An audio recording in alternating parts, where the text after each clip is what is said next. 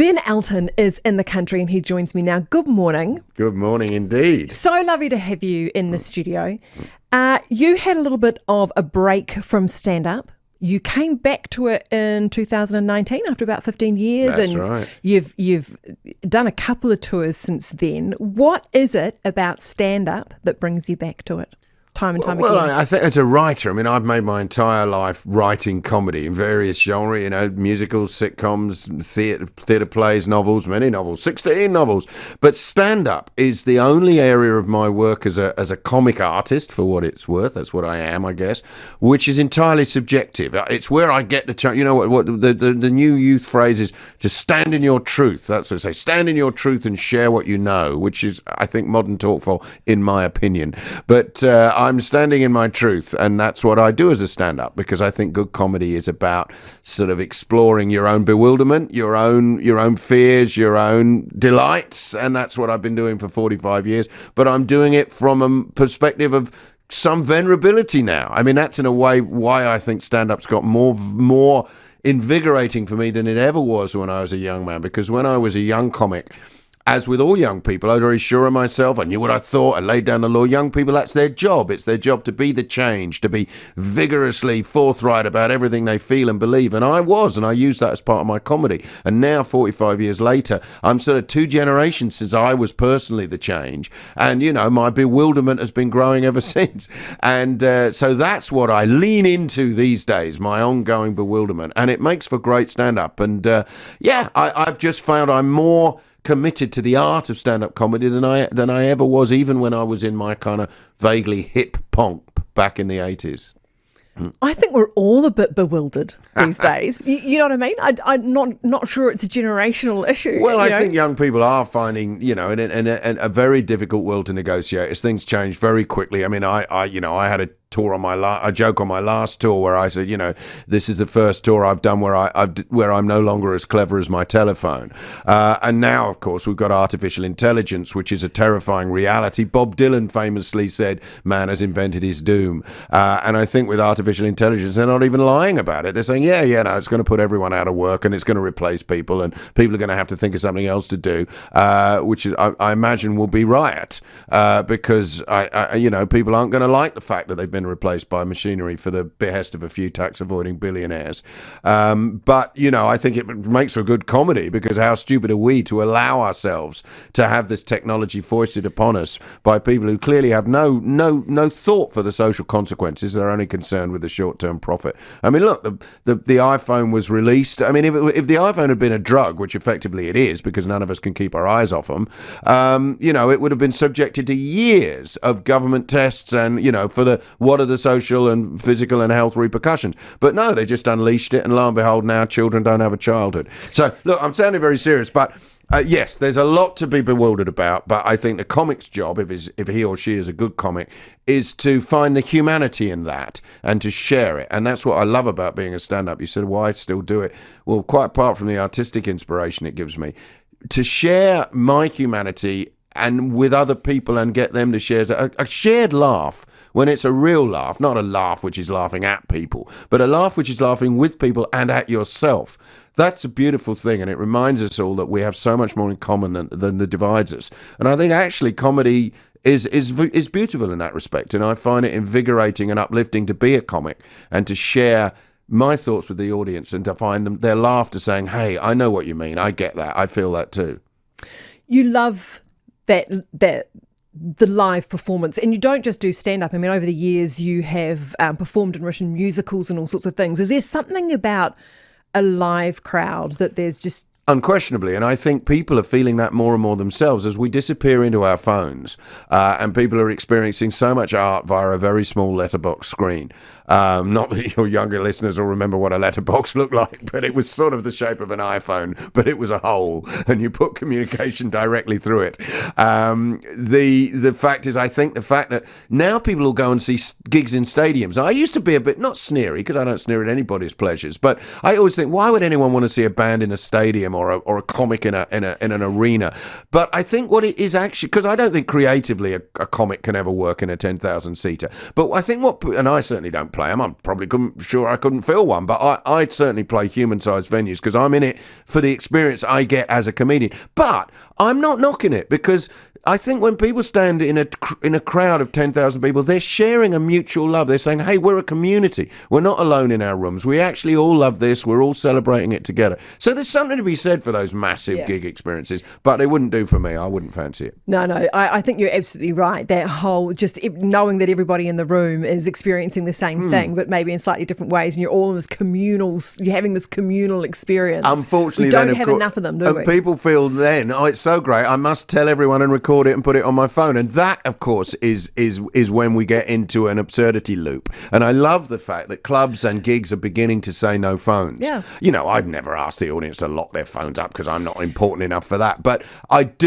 I would absolutely lacerate anyone who started recording or looking into their phone in my gig. No, do that outside. This is where humanity, the rubber hits. So you either listen and share your imagination, or you look at your phone. You don't do both. But imagine standing on a stage and performing to 10,000 phones. I mean, you just feel like saying to people, go home and watch it then on someone else's screen. It is a strange thing. I was doing a chat about eco people throwing soup at paintings. And I think Just Stop Oil have got a lot of point, although I'm not necessarily sure that's the best protest. But actually, people consume great art now by trying to photograph it. You just buy the postcard in the gift shop. Look at the thing. My wife and I were lucky enough to go to the Louvre in Paris, and there's just this massive crowd of outstretched arms with iPhones. It is crazy, but look, we're both sounding like grumpy old gits, and I want to get off that now because I'm not a grumpy old git. I'm a passionate old git. No, I'm still in the game. And you're not necessarily, you don't appear to be the kind of person that's comedian who's always like, well, in my day, you don't go back there. I like the fact you're open about the bewilderment, but actually a lot of people have said this is a very cross-generation hit, this show. Yes, it is. It comes back to me saying, I think we're all bewildered. I think we can all kind of relate. Yeah, a lot of young people have come, and to my great pleasure, I've got some amazing reviews this time. I think because I'm now sort of old and no longer a threat, I'm not hip or, finally I can sort of be forgiven for whatever it was I did. Because you're being authentic. Yeah, maybe, but yourself. I've always been authentic. True. And I'm celebrating the fact that this tour has gone very well. I've extended it. I did the London West End season, and here adding dates in New Zealand. It's lovely at 65 to have a hit show. I mean, the last one was a hit, but this one seems to be even touching even more funny bones. And a lot of people are bringing their kids, and that is nice. I mean, mainly my demographic skews 45 plus. Of course it does. I'm 65. And I get lots of really old people in. I do a big long set about euthanasia and voluntary assisted dying, which is frankly touching near a few knuckles. It's definitely, but I've stood in my truth, and I believe strongly in it, and so I find my comedy where my passion lies, and I believe very strongly that we need an adult attitude to end of life care, and indeed even death. But let's not get into that now. But I do some very funny stuff about it. Have you always been passionate? Yeah, I've always been, thrilled to be alive. I love being a part of a community. I think that's why I love live theatre and I love comedy. I'm a sort of old welfare state social democrat. I'm not as lefty as, the right wing always said I was, and I'm certainly not as right wing as zealots on the left want to, just because I believe in mainstream democracy, but I do believe in community, and I think comedy is like almost the best art form for community values. I think we're all better off if we see ourselves as part of a community. This modern idea, it started with Thatcher and Reagan, that what the world needs is individuals. We need to enrich individuals, and somehow their success will trickle down and they will enliven economies, and it's come into politics now. So we have self-styled strongmen like Trump saying only I can fix it. It's insane. The only good things that ever came about through communities organising together and not looking to the king or the tech bro to sort us out. And sadly it seems to be a return to toxic males again, which we thought we'd sort of begun to see the end of. But I'm as passionate as I ever was. I love to go on a nice crowded bus and be a part of people and look around and find some funny and share it with an audience.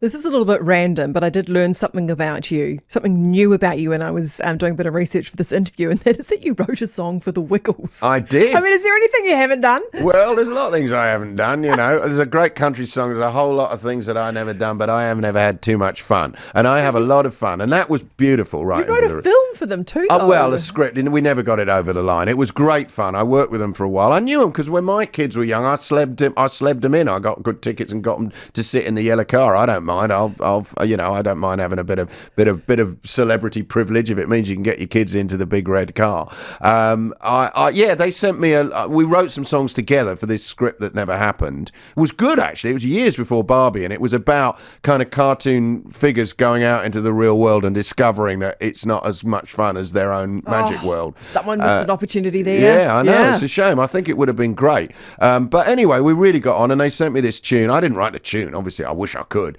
But yeah, I've written a song called Wiggletown, and it was on an ARIA award-winning album. So yeah, I've got a gold disc for the Young Ones single. But yeah, I wrote a Wiggles song, and I'm very proud of it.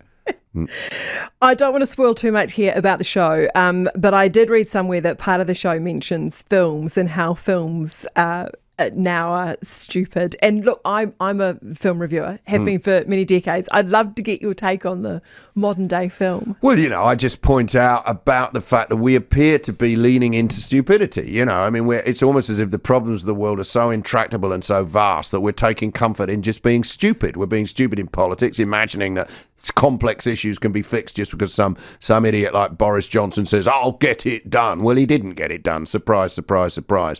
He left the mess for other people to pick up on. And the same goes in culture. Look, I'm not a grumpy old man, but there's no doubt about it that, you know, the biggest hit of the early 70s was The Godfather. I'm talking about a popular smash hit. And that was a complex moral tale involving whatever you might think about it. And, you know, and these days we're just basically remaking cartoons. And look, I have fun with that. I'm part of the problem. I'm not the solution. I'm consuming it. I like that last Batman movie. I've got a lot to say about Barbie. I do have a word or two to say on that on stage, because I do not believe it was a significant satirical critique of the position of women in 21st century. I think it was the opposite. But let's not get into the nitty gritty. Yeah, I think at the moment Hollywood is spending too much time looking at IP, what they call intellectual property. Oh, what was popular once? Let's do it again with a vaguely adult edge. I think, you know, filmmakers are at their best when they try and produce new stuff rather than just sort of basically endlessly feed on the dying carcass of a culture from the last century. Now, before we finish, we must acknowledge you're going to turn 66 during your tour here. On the last night. Yeah, on the last night. Yeah. Will you be celebrating in Christchurch? Have you thought about this in May? I'm gonna. It'll be midnight, so I'll be 65 when I'm on stage. My wife's coming over. We booked a beautiful holiday. We're going to have a lovely time on the Southern Island. I cannot wait. I've been on the road a long time this time. She's been with me some of the time. She's been my wag. Her words, not mine. And she's taken over the duties of rinsing out my underpants in many a hotel basin, because no matter how successful you are, when you're doing one night stands and moving on every day, getting your laundry done is as big a challenge for me as it is for you, I can assure you. And I think Madonna would be the same. The road reminds you of your own humanity. You still somehow got to find a way to get to the laundrette. We're going to finish the tour together and have a beautiful holiday in New Zealand. We can't wait. Ben Elton, has been an absolute delight. Thank you so much for coming in. My pleasure.